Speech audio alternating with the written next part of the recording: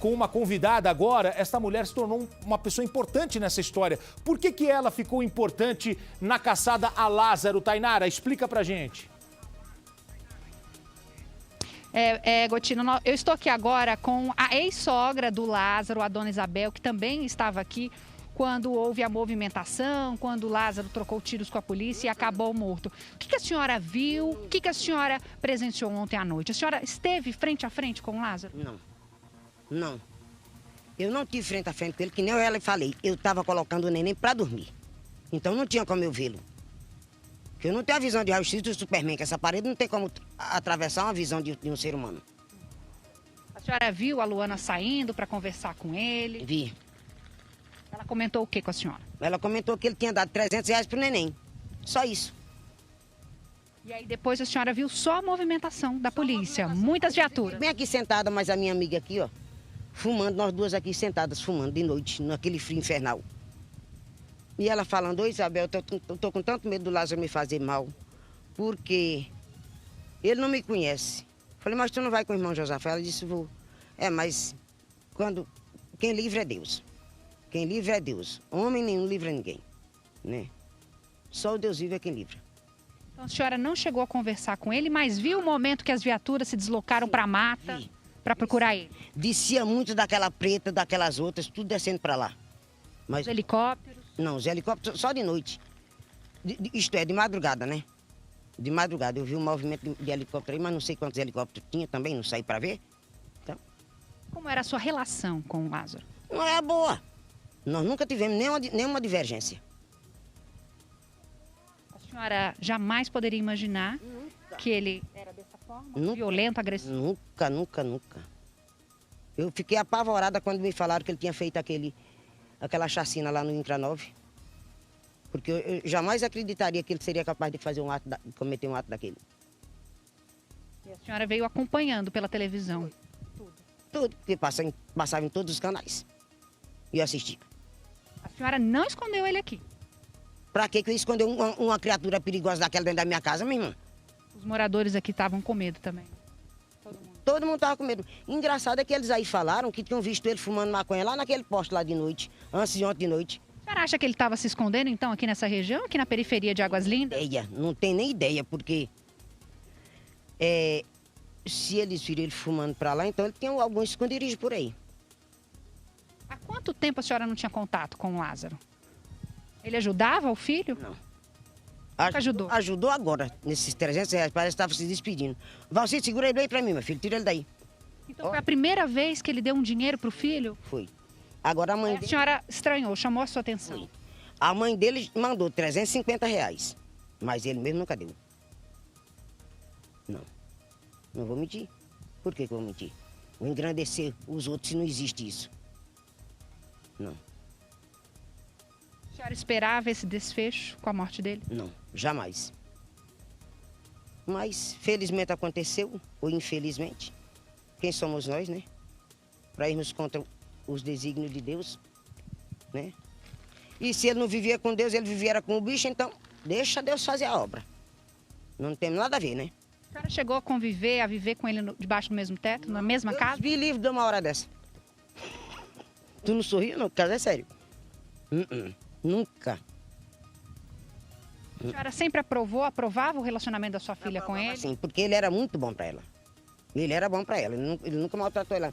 E uma única vez que ele deu uma pesada nos peitos dela, que ela estava com 7 meses de gravidez dele aí, ela ligou para mim e falei pro Jorge Alberto, meu filho, que hoje, graças e glórias ao Santo Espírito de Israel, maravilhoso Deus de poderes e glórias, obrigada, meu grande Deus dos exércitos. Hoje é um veterinário formado, graças a Deus. E aí, meu filho, nós chegamos lá, eu com meu filho e um amigo meu. E meu filho deu uma caminhada em cima dele. Meu filho é um cabra, um galegão de 1,86 m de altura. Enfrentou ele assim, foi com força, igual um galo de briga. A senhora não sabia, então, desses antecedentes criminais dele, que ele já tinha matado? Não sabia. Ele não demonstrava ser essa pessoa? Não demonstrava ser esse bicho, esse monstro que ele era, não. E é o que a senhora pensa hoje, que ele era um monstro? Era um monstro, porque a pessoa que age da forma que ele agia para com outra, com as outras, tira a vida de pessoas inocentes, né? Que nem dessa Cleonice que disse que ele cortou a orelha dela, estuprou, retalhou a bunda dela todinha, desculpa, as nádegas dela de faca. Isso não é serviço de gente, não é serviço do capeta. A senhora tinha medo que ele pudesse vir aqui procurar vocês? Não. Eu nunca fiz mal pra ele. Nunca fiz mal pra ele. Então, ninguém aqui nunca fez mal pra ele. Em setembro mesmo ele esteve aqui, eu tava lá naquele pé de planta da folha seca lá. Com o pé parecendo o lombo de um pão doce. E aí eu peguei, fiz uma compressa, botei o pé dele dentro. Quando que ele esteve aqui? Em setembro. Em janeiro, foi em janeiro. Foi setembro, em janeiro. E aí ele ligou pra mãe dele no outro dia. Mãe, graças a Deus, tinha 4 dias que eu não dormia. 4 noites que eu não dormia. Dona Isabel fez um remédio aqui, temperou meu pé e eu consegui dormir. Eu botei sal, vinagre e água quente no pé dele, né? Pra ver se ele conseguia dormir. Com os cabelos encravados. Com uma bota velha aí de couro cru. Tava o ó do Borogodó. Agora, Dona Isabel, foram 20 dias aí de buscas, né, pelo Lázaro, na mata. A senhora acredita que ele estava mesmo na mata ou que ele estava sendo escondido em casas aqui da região? Aqui ninguém conhece ele, aqui ninguém gosta dele. Bom, ninguém conhece aqui. Aqui, só dessa casa aqui, ele deu 2 chibancadas no rapaz aqui. Cortou o braço do rapaz. Tu lembra, Ronaldo? Lembra, não? Tem tempo isso? Tem, já tem. Moço, tem muito tempo. Por onde ele passa, ele vai... Ele deixa uma tragédia. Deixam... Ele comete uma tragédia. Pois é. Por onde ele passava. Agora não passa mais. Muito obrigada pela sua entrevista, viu, Dona Isabel Gotino? Volto com você. Obrigado. Essa é a Tainara Figueiredo com a gente. 2 análises a partir de agora para você aqui no Balanço. Análise dessa entrevista com o Renato Lombardi. Na verdade, Lombardi, o que saiu na imprensa, porque a polícia passa essa informação, na verdade ele não vai à casa da sogra. Ele vai atrás do filho que está na casa da sogra. Isso. É isso, né? E ele foi procurar a ex-mulher, que é a mãe. Que é a mãe que está com a Exatamente. criança Aí, e dá um dinheiro para ela. Aí que ele acerta isso, né? Mas agora, para ele procurar, ele tinha certeza que nada ia acontecer. Tanto é que ele pede o telefone dela, da ex-mulher. Me presta o seu telefone aqui que eu preciso falar com a minha mulher. Ele pega o telefone da ex para ligar para a atual. E fala com ela. Agora, todo mundo fala bem dele. Impressionante. Ele é um monstro. Ele é um criminoso cruel. Agora, essa senhora, desculpe, mas ela comete o equívoco aqui, porque ela fala assim, ele era uma boa pessoa, só uma vez que ele deu uma pesada no peito da minha filha, quando ela estava grávida de 7 meses. Que pessoa boa é essa, gente? Pelo amor de Deus, convive com uma ação dessa e acha isso normal. Sabe o que acontece? Eu acho que essas pessoas elas ficam com medo de falar da agressividade, mas o sujeito, ele era agressivo, ele era cruel, ele era estuprador, ele era assassino. Ele não é uma pessoa, mas cuidava bem do meu filho. Como disse o Ricardo Ventura a respeito da atual mulher dele, ela fala dele como se ele fosse, não, ele é um monstro. Ele não é tudo isso que eles pensam. Inclusive, o Ricardo está de volta com a gente, o psicanalista Ricardo Ventura, que analisa o comportamento humano, o comportamento das pessoas, e eu já vou... A segunda análise é essa. A primeira era o Lombardi analisando a entrevista da sogra. A segunda análise, eu queria que você falasse sobre isso. Lázaro é um psicopata, mas ao mesmo tempo é um criminoso cruel, um bandido que, se fosse preso, ia pagar pelos crimes mais de 300 anos de cadeia, sem dúvida alguma, porque são vários crimes.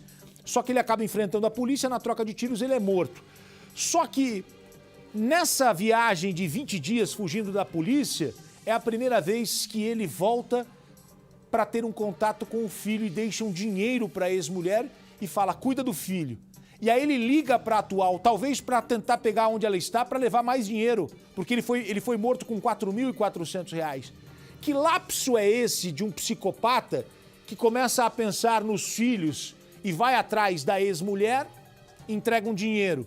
Talvez tenha combinado com a atual também para ir até lá, para dar um dinheiro para o filho mais novo, que é recém-nascido.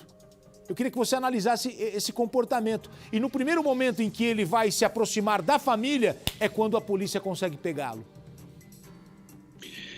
Olha que interessante, Gotino. Lembra que eu disse, né, o quanto que a gente não tem essa proximidade, né? E graças a Deus a gente não tem essa proximidade com os psicopatas, mas é exatamente assim que eles agem. Ou seja, eles têm aquelas pessoas as quais ele vai conviver naturalmente. como se fosse qualquer um de nós. Se preocupa, quer saber se a pessoa está bem e tudo mais. Por quê? Porque faz parte daquele convívio social e não faz parte daquele jogo mental onde acontecem os horrores. Ou seja, ele se preocupa, e vou falar mais, muito provavelmente ele estava de partida, porque ele já ia deixar um dinheiro ali com os filhos, ele quer prover ali as ex-mulheres e tem um dinheiro com ele. Então, ele provavelmente já estava pensando em fugir. E o mais interessante, na análise que eu fiz ao seu pedido, da conversa que ele teve com a primeira ex-mulher, alguns momentos ali, ela titubia. Por quê? Por exemplo, assim que eu não acredito que ela deu guarida para ele o tempo inteiro, porque em 1 minuto e 45, ela é muito contundente, dizendo, não, ele não ficou aqui, ele não dormiu aqui, eu não protegi. Só que quando ele diz que ela diz que ele se aproxima, ela engole seco, em 2 minutos e 36. Ele fala assim, mas ele te chamou, repórter, umas perguntas bem interessantes dessa repórter, mas ele te chamou? Não! Aí ela engole seco, ou seja, muito provavelmente ele tinha entrada aberta ali. Ele conseguia se aproximar sem precisar, de repente, se anunciar ou ficar com medo de entrar. Em outro minuto também, no início, mais uma vez, olha o padrão, Gotino. Essa ex-mulher diz o quê? Mas ele é bom, infelizmente ele morreu. Olha, ele poderia ter refeito a vida dele. Olha isso, Lombardi, ele poderia ter refeito a vida dele. Mais uma vez, quem conhece ele ali na parte social, acredita nele. Ele tem um poder de persuasão muito grande. Mais um pouco para frente, quando a repórter pergunta, você ouviu a conversa entre ele e a atual esposa? Mais uma vez ela engole seco. Não, eu não ouvi. E também traz uma justificativa dizendo, não, eu estava arrumando ali o meu nenê que já estava para dormir. Isso é assunto satélite quando a gente fala do protocolo Ventura da linguagem silenciosa.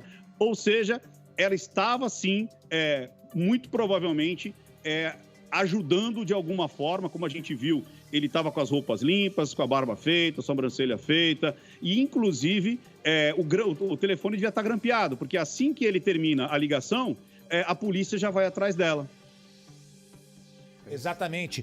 O Ventura está conversando com a gente. Essa informação, ao analisar as fotos tiradas de Lázaro no hospital, ele estava com a sobrancelha feita, com a barba feita, com o cabelo cortado, e essa é uma imagem que chamou a atenção. Não, infelizmente, nós não podemos mostrar essa foto, que é uma foto muito forte. Lázaro usou o celular da ex para falar com a atual, deixou R$350 para a ex e disse que era para o filho.